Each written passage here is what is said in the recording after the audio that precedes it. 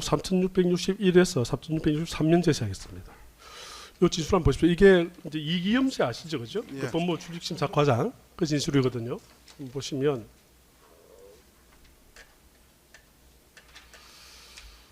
자, 멘트 보게 되면 12월 9일 국회 법사위 개최 중이었고 당시 배상학 본부장님은 법사위 회정에 배석해 있었습니다. 공수처는 윤석열 전 대통령의 비상경 관련한 직권남용 혐의 등으로 저희 출입국 심사과에 출금지 요청을 했습니다. 그래서 배상학 본부장님은 이런 상황에서는 출금지를 안 걸 수가 없다. 우리는 출금지를 걸자는 취지로 윤석열 대통령에 대해 출금지를 하기로 결정을 했습니다. 그랬는데 어떤 의원이 배상학 본부장에게 공수처에서 윤 대통령에 대해 출금 요청을 했다고 하는데 출금했냐라고 물으니까 배상학 본부장이 몇 분 전에 윤 대통령에 대해 출금 조치를 했다라고 발언했습니다. 그런데 배상학 본부장이 이어가던 발언을 할 당시에는 저희는 출입국 정보 시스템에 출입금 입력을 막 하려고 하는 상황이었는데 배상학 본부장이 국회 출금을 걸었다고 발언한 것장을 보고 저희 실무자인 이혜정 계장에게 지금 바로 출금 입력해라 라고 지시해서 윤 대통령에 대한 출금이 이루어졌다 이렇게 진술하고 있거든요. 그러니까 증인 지시한 거는 맞는 것 같은데 증인이 지금 출금지 된지 여부는 확인하지 않은 상태에서 국회에서 윤 대통령에 대해서 출금지가 이루어졌다라고 발언하신 건 맞는 거 아닙니까? 지금 실무자가 그렇게 이야기를 하고 있잖아요. 그러니까 아까 정확하게 입력 시점까지 제가 알 수는 없는 상황이고요. 네. 제가 지시를 했으면 바로 했을 거라고 생각했습니다. 네. 네, 그 정도로 넘어가겠습니다.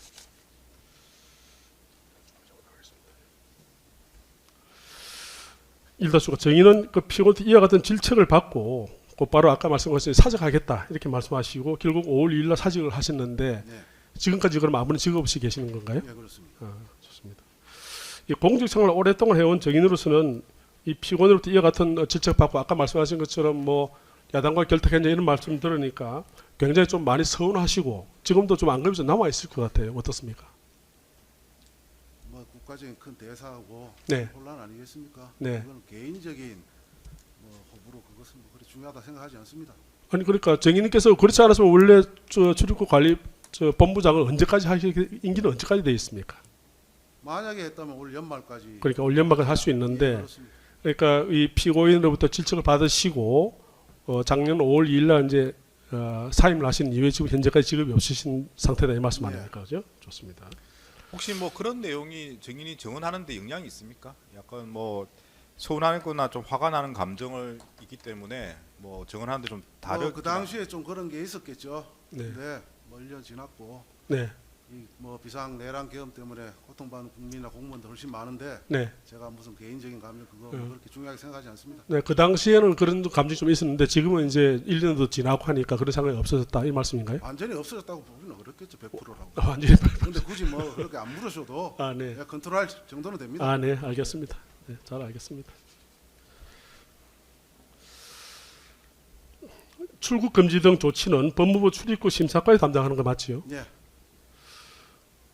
자, 이거 하나 물어보시죠. 추가로 출국 금지 조치의 전결권자는 출입국 정책 단장이시죠? 예, 그렇습니다. 본부장은 결재하지 않죠. 정의는 결재하지 않죠. 예. 아까 말씀하신 것처럼 야간에도 당직자를 활용해서 24시간 가담을 하고 있죠.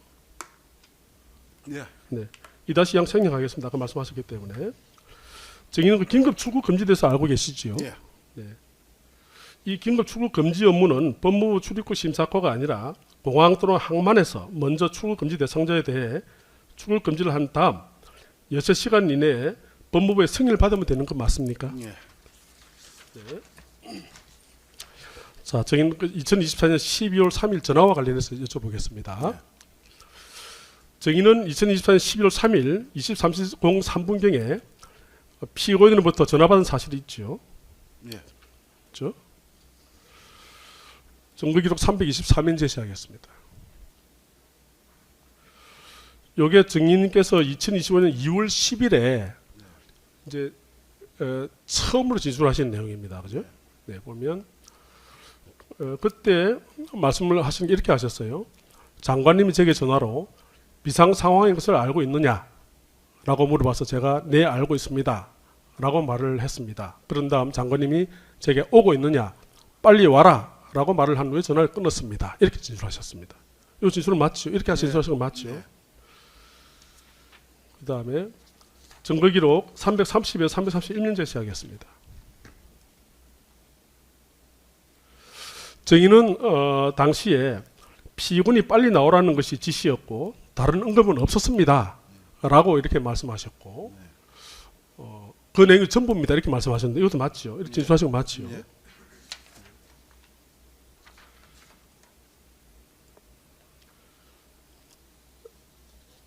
네, 이렇게 다른 건 없었다는 말씀하셨고 정거기록 333면에서 335면 시작하겠습니다. 자, 이 당시에 정의는 이렇게 말씀하셨어요. 박승희 장관이 진술인에게 당시 전화하여 체포된 성자가 출국하지 못하도록 신속히 출국 금지하러 지시한 것인가요? 이렇게 물으니까 아니요. 전혀 그런 적이 없습니다. 출국 금지라는 단어 자체를 언급하지 않았습니다. 라고 진술하셨죠. 예. 그렇죠? 네.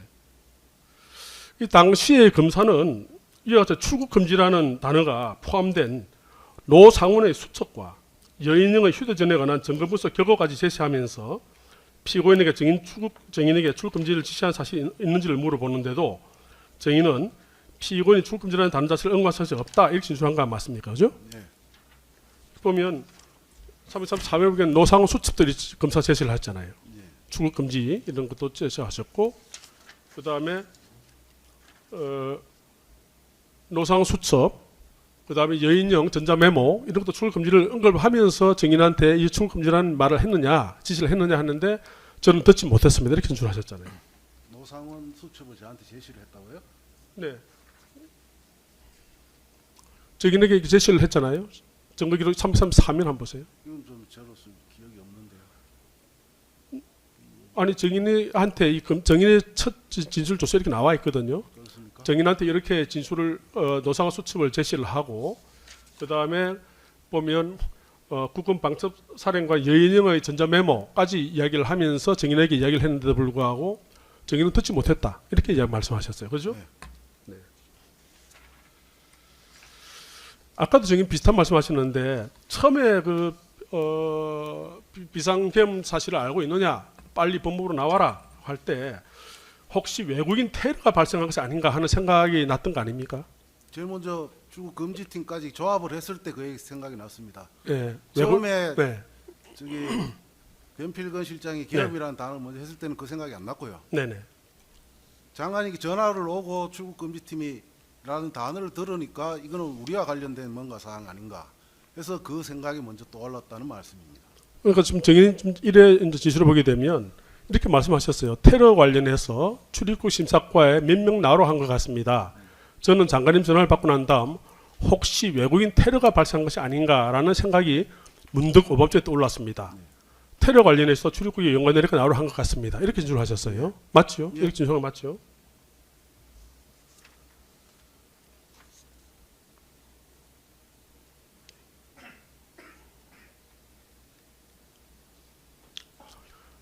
증거기록 349면 제시하겠습니다.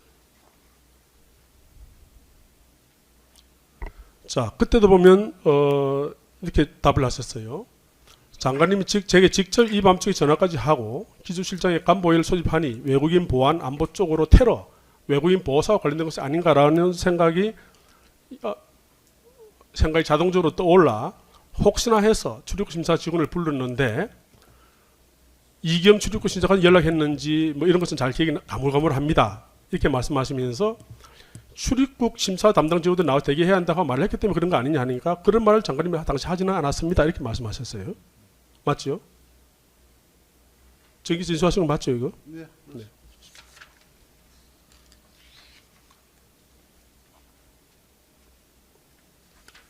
3-7항까지 물었고요. 3-8항 생략하겠습니다. 증거기록 708면 제시하겠습니다.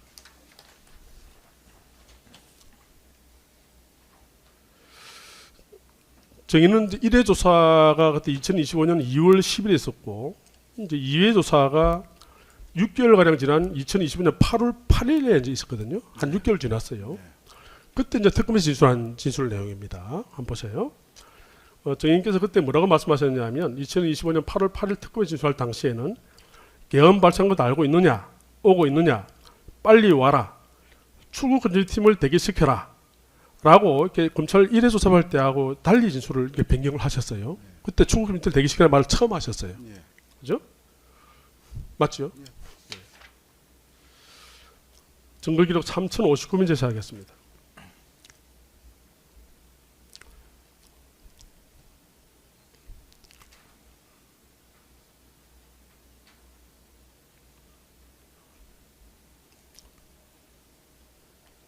요거는 정인께서 8월 26일 날, 작년 8월 26일 날 특검 진술한 내용입니다. 한번 보세요. 보시면 제가 읽어드릴게요. 자, 처음에는 경황이 없었기 때문에 2024년 11월 3일 저녁에 있었던 일에 처음부터 기억나지 않았습니다. 하지만 조금 시간이 지나면서 과거의 기억들이 생각나기 시작했고 그 후에 조사를 받으면서 박승길 장관과 저의 통화 기록을 제시받았을 때에도 일부 내용들이 기억나기 시작했습니다. 라고 진술하셨죠. 네.